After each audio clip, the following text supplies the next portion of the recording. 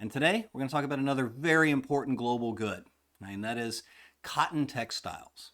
This is going to be a very important global good from the period we're talking about here, 1200 to 1450, all the way up to the present. All right, I want to just look at the regions of the world where we have cotton originating, right? Places where they were growing cotton and processing it early on in human history. If you'll notice on the map, one of the places we don't have cotton is in Europe, okay? So something we'll focus on today is not just the production of cotton in India, but the desire for cotton from everywhere in this Eastern Hemisphere world, including Europe. And you'll notice on the map that India is one of these regions where we have cotton coming out of, okay? You have places in the Western Hemisphere too, right? We have some evidence in Peru and Mexico of some very ancient production of cotton. We're talking about, 5500 BC, 4500 BC. Look at the Eastern Hemisphere, it's about the same time frame. The oldest evidence of cotton production we have actually comes from the inside of a bead that was found in ancient India, which is dated to about 5500 BC, okay? That's a long time ago, right? And India will develop from that point into probably the most important producer of finished cotton textiles in the world, okay? And they'll remain in that position essentially until the Industrial Revolution in the 1800s, okay? Hugely impactful global good, all right? So that'll be our focus today, is looking at the production of Indian textiles and their flow throughout this Eastern Hemisphere world system, okay? Now, if we're thinking about textile production in India in 1200 to 1450, we've got three major production centers, okay? In the west, we've got the Gujarat area, okay?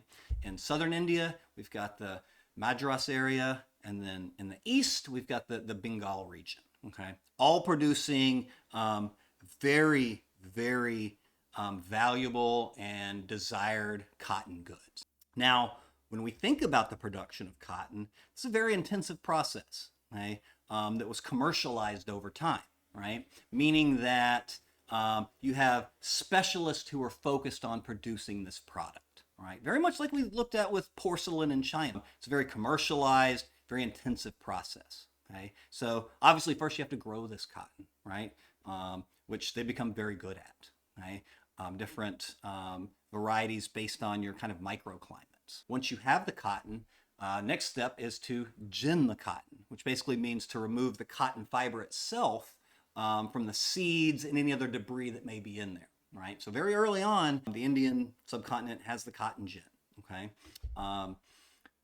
People in the Arab and Islamic world will pick up this cotton gin from them, use it, and eventually Europeans in the Mediterranean as well will adapt this cotton gin, okay? And some of the city-states of Italy, okay, well, they'll start to produce some of the first European cottons.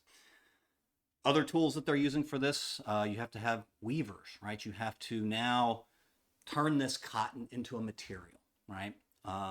Which takes skill, right? This is not just something you pick up on, right? This is an artisan who's doing this, okay? Once it's turned into a material itself, the next is to decorate it, okay? And they are great at this. This is really unbelievably beautiful fabric. And they have a number of ways that they finish their cotton goods. Block printing, where you can kind of literally stamp these designs onto it, okay? And then you have other forms of dyeing the fabric too. Batik is one that we still know about today in the West, okay? Which is kind of almost a form of tie-dyeing in a sense, okay? So they're producing these just absolutely gorgeous pieces that the rest of the world wants, right? And, we should talk just a little bit about cotton itself, right? It's a very soft, right? It can be produced into these very thin fabrics, so thin that you can almost see through it, these muslin fabrics. This is a very desirable product around the world, right? If you're in the heat, you want cotton goods, right? You want to be able to cool off.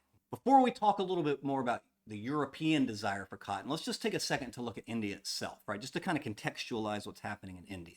If we compare it to China at the same time, China is a kind of centralized, unified state at this point, right? Whereas India is not, okay? It's much more decentralized. You don't really have a centralized India really until the 1800s. If we take a look at 1200 to 1450, this is the period when we start to have the influence of Islam becoming much more prominent as the Delhi Sultanate is set up in northern India. Okay? Along these coastal cities, you have Arab Islamic populations too, right? But if we look at southern India as a whole, primarily a Hindu region, okay? But even within Hinduism, you still have a lot of variety, right? A lot of different sects of Hinduism under this kind of overarching umbrella of Hinduism, okay? So that's something to think about too if you want to compare India and China, right? Again, China, very centralized state system. India, not so much. However, both of these systems function, without getting in the way of the economy. India's economy is not really hurt by this decentralization, so to speak. Okay. Now, turning back to Europe, cotton textiles. This is one of these goods that the Europeans really want. So when we think about Da Gama and Columbus and all of these people sailing out from Europe, this is one of the goods they're going for, right? They're trying to get around Africa to the Indian Ocean so they can have access to these goods, right? Like we talked about with porcelain last time, right? Cotton is one of these extremely desirable goods, right? Problem for Europe, though, is you've got some people in the way, right? You've got North Africa, the Mediterranean, the Middle East. This is all Islamic, right? So you have these middlemen who are in between the Indian Ocean and Europe in terms of trade, right? So these goods are quite expensive for the Europeans to purchase. So they're looking for a way around that, right? That's why they're going around Africa. We can even note that the word cotton itself comes from an Arabic word, okay? Just to show you that, it is the Islamic world that they're relying on until they can make it around Africa on their own to get these products, okay? Europe, they can't grow cotton. They don't have the right climate. It takes a long growing season to do this, right? So in Europe, you have primarily wool and linen, okay? Wool's great in the winter, right? If it's cold, wonderful fabric, okay? If it's hot, not so great. For the warmer climates, you have linen, okay? It's a little better than wool, right? It's much softer, but when you compare it to cotton, it's still not as light. You still can't get as thin of a product, still not as soft. And we should note too that the linen products in Europe, they're not being finished in the same way that they are in India, right? With these wonderful, bold, colorful designs. You've kind of got a combination, right? The material plus the beautiful design on it makes this a really desirable global good, okay? And if we push this a little bit further, right? If we think about foreshadowing what's going to happen next, this is a very important product, okay? So much so that it really changes the trajectory of world history, okay? Because as the Europeans begin to purchase this product in large quantities, this is affecting the linen and woolen manufacturers in Europe, right?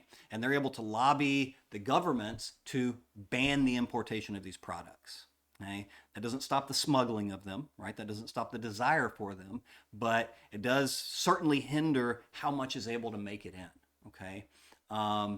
And over time, what we have happen is the British will take their experimentation with steam power, okay, that they're working with at this time, and apply that to a factory system to produce cotton textiles, right? This wasn't something inevitable that was going to happen. There's a contingency here, right? There's kind of an accident of history. Britain happens to be sitting on massive amounts of coal that they can turn into energy, right? So they use this to their advantage to eventually power these new factories to mass produce cotton clothing, okay? And there's an interesting aside I want to bring up here. In the mid-1800s, there's a fashion show in Paris, I believe, where they're displaying these new factory-produced clothing next to these handmade products from India, okay? And at this show, what they're basically saying is these Indian products are better, right? They're kind of denigrating the factory-made products. They're extolling the handmade nature of these products and saying this is what people of class and taste should actually be wearing, right? And this is something that's still around today, right? You have in the fashion world, the bespoke fashion, right, which is often handmade, tailored, right, versus what we call like fast fashion today, right, where you're just mass producing clothing at an almost unimaginable scale for global markets, right? And if you look at the difference in a nice handmade piece versus a fast fashion piece, I mean, you can definitely see the differences there, right? So, again, this is a hugely, hugely consequential global product, right? Leading to the Industrial Revolution in Great Britain, okay? And that's really what will take down the Indian cotton industry. In the 1800s, when they're able to industrialize the production system of cotton textiles in Great Britain, right? They're able to overtake the global Indian textile market, right? And again, this has huge, huge consequences. Think about industrialization, right? They'll apply that to other industries as well, right? The mass production of other goods, right? You look at North America, the impact this has, right? We end up with a whole region of the United States that's dedicated to growing cotton by enslaved people for the mills in England, right? So again, just hugely consequential product here, okay? That we'll come back to in the future as we look at things like the Industrial Revolution and things like the Great Divergence and reasons for that, okay? All right, so again, when we think about the Indian Ocean and what's happening in that region in this time, we can think in terms of these very important global products, right? Who's producing them, where they're going, and what is the impact of the desire for these goods, okay? So in future videos, we'll do some more of this, right? We're going to take a look at some more products, and we'll kind of round out what else is happening in the world from 1200 to 1450. Okay, we'll take a look at the Islamic world. We'll take a look at Southeast Asia. We'll dive into Africa a little bit more, and we'll take a look at Europe as well. Okay, all right. So thank you for joining us today. Make sure you subscribe, share our videos, please, and we'll see you next time. Thanks, everybody. Hey, you. Thanks for watching World History for You. Please subscribe and share with your friends. We'll see you next time.